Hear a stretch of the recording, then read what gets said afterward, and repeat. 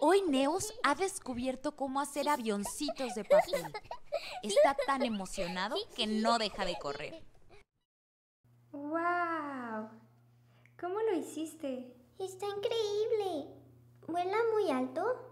¡Miren! Ya aprendí a hacer aviones de papel. Y sí vuela muy alto. ¿Me lo prestas? Hay que jugar con él.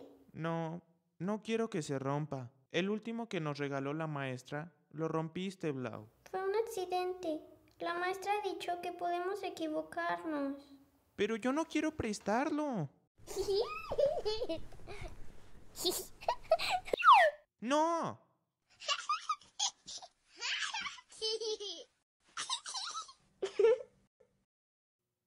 Amigos, ¿Qué pasa, Neus? debí prestarles el avioncito.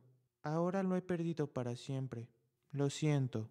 No llores, Neus. Tengo una idea. ¡Lo tengo! ¿Ahora sí podemos jugar con él? Algo mucho mejor. Al compartir, podemos ganar momentos grandiosos con nuestros amigos. Recuerda que compartir nos ayuda a vivir.